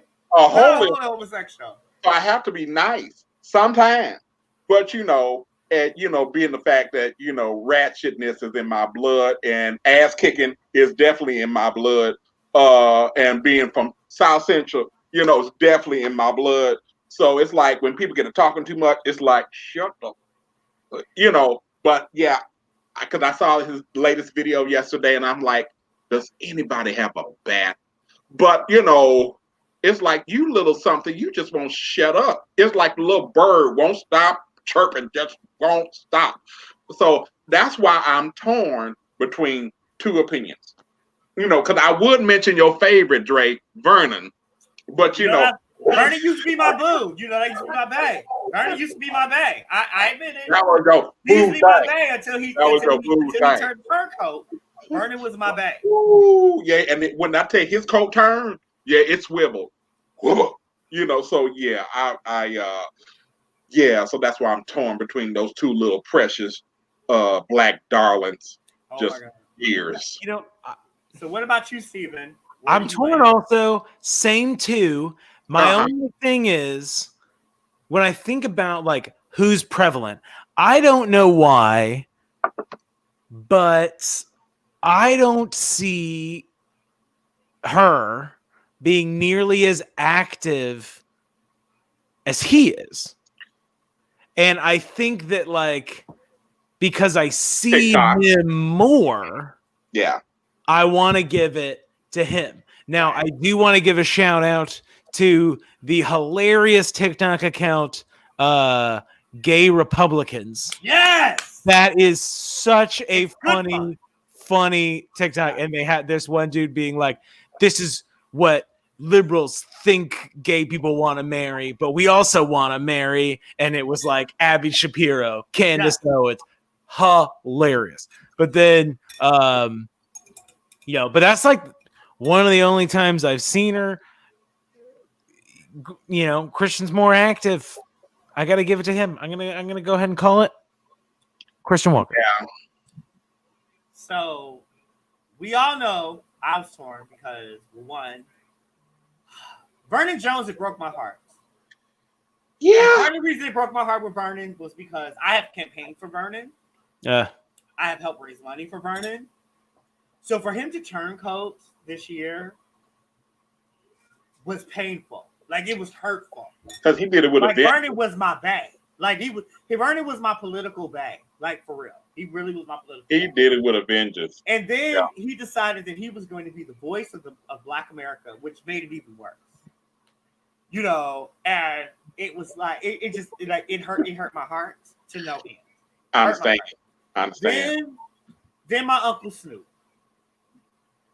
Like when my Uncle Snoop decided to make those whole comments about the new power, right? And it was like, and the boys were gay, the whole line, and I was like, really, Uncle Snoop? Like really? Like this is what you're doing? Like I understand you was caught off guard, you was shocked, but for real, like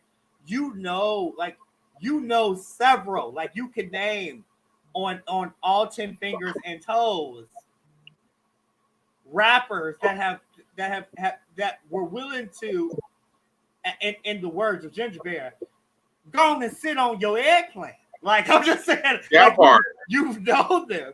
So I didn't understand this, like the surprise. Then of course, Ice Cube, which I've never been truly on Ice Cube's side, but you had to say that name. You had really sad that because I'm at the so where the platinum plan at now, player. But I'm gonna let that be. And then Kim Kalick, just to the factor that she would be so disrespectful to a Black political icon in Baltimore. And so that made that like, oh. So, but for me, and it will always be, and because I feel that she has been the most effective in her hatred speech of people of color, Candace Owens. And the reason I'm saying that is because what Candace Owens has been able to do is utilize the power of being a Black woman to be heard, but not champion Black women. And to then disintegrate smartly Harry Styles, and it was not a Black man, that it was a white man. But she does not care about Black men in general. No. Because she wants to be a white woman. Like it is her fantasy, it is her desire in life. TikTok blessed me with I probably had to see 1,000 duets of her video of does anybody even care that I'm pregnant? Yeah. And it's been bitch no. Like, yeah.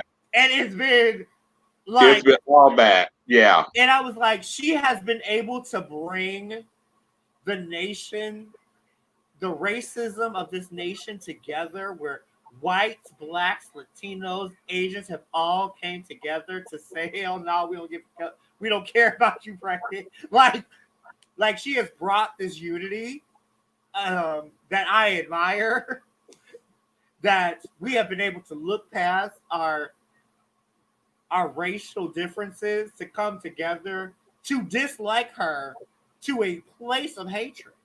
I feel sorry for that child. Mm-hmm. Oh, I do too. And so I feel like the Negro Please Award, I think is for 2020. Negro Please Award goes to Candace Owens for adding to the embarrassment of Black people worldwide. Yeah, she's internationally known. She's got a British. Embarrassment. Travesty. Mm-hmm. She's a full embarrassment. Like I'm going, like and she has earned the 2020 award. She's earned it. Like she's fully earned it. And so what I do want to say is this is our last show of the year. Oh my God, I can't believe what I'm going to do with not seeing you guys every Tuesday. What we're going to do. Right. Like, this is crazy. But I do want our viewers, we're so thankful that you tune in every weekend, that you share and you follow the whole nine. And we hope everyone has a wonderful holiday season and a happy new year. Please, please, please be safe. Be careful. Get a mask. Get tested. Oh my God, I can't say this enough. Get tested. Find out if you actually have had corona.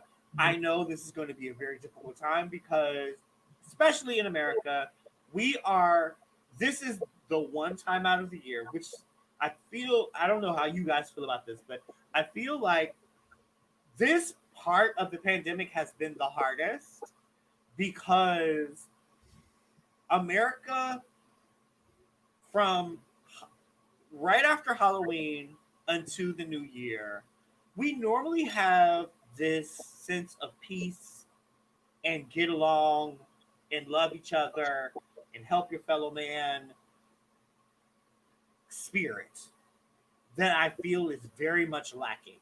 I feel like we're fighting to get there. Like we're fighting to have it. We're fighting to embrace our neighbor and be helpful. Right.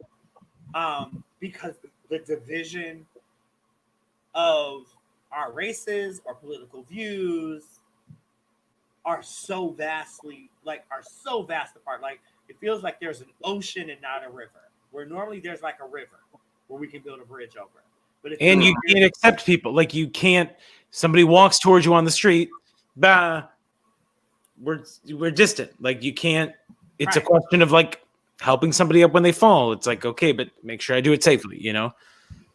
Yeah, I mean, it's nothing like the norm. It takes me all the way back to when it comes to not only the politics of it all, but also just America as a whole. I remember back in the day, no matter what position you held, there was always integrity and humanity and respect for each other, your fellow man. You know, it's gone. It's literally gone. So yeah, and to back on that, where the integrity. Let's get back there. Georgia, these are important days. So December 14th starts the early voting. Please go to yourcounty.com in Georgia to find out where the early polling places are so that you can vote. Um, it's this vote. This vote is actually more important now than the presidential election was, in all honesty. You have until January 5th to cast your vote. Let's keep Georgia blue. Like, this is going to be, this is a necessity. please. Right. And my understanding is because I have some people who are doing some work that Ossoff is having a harder time Yes. because of Very his much. proximity to Christianity.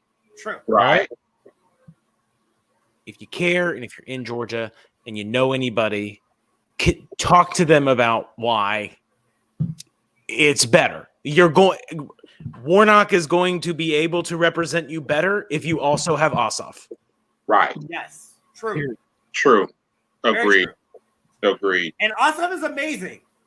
Like, Oh yeah. he's Very amazing. much so. And the sad part about it is like, and I've said this, well, Steven, you know, we've talked about this. Yeah. I'm like, I am Team Ossoff. I would have voted for Ossoff way before Warnock all day long. And I think because Warnock is for what, like, Warnock for me has been exactly what Kamala Harris was in the beginning for me when she first got nominated for vice presidency, whatever. And it was like, she's not my first choice, but it is the better choice. Mm. So I'm going to go this way. It's kind of like, it's that Republican factor. It's like, this really isn't my choice, but this is the best choice. So, like, it's not my personal, but it's best for everybody. So, boom. And Warnock for me is that, especially as a representative in the Black community in Georgia, in the sense of that he has a pulse in being a pastor. He has a pulse on the economic struggles of Georgia because he comes from a all financial demographic church as a pastor. Mm. He's not just like a mega church pastor. Like, he has poor members as well as rich members. Like, it's just all across the board situation.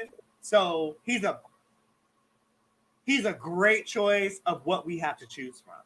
But if I had to choose between him and Ossoff, it would be Ossoff all day. Ossoff's plans, his strategicness, his financial plan for Georgia. I wish he was here in New York. Like, he's amazing in those factors. And it's sad because of his religious beliefs. He's kind of not being embraced. Right. And Purdue is an example of how Americans normally vote that aren't politically savvy. His name has been on the ballot for so long, it's just who they vote for. It's so name recognition that they are shocked and surprised that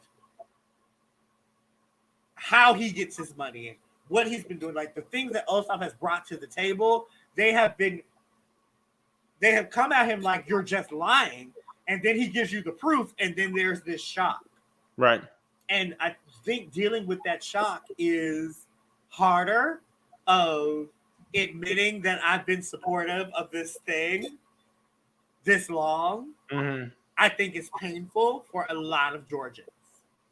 I really believe that. I think it's painful that they voted the name they know and it hasn't served them, but it hasn't disturbed them because it hasn't been a problem. Right. So Agreed. Okay. I like, so please, Georgia, please make sure that you're tuning in to our Instagram page.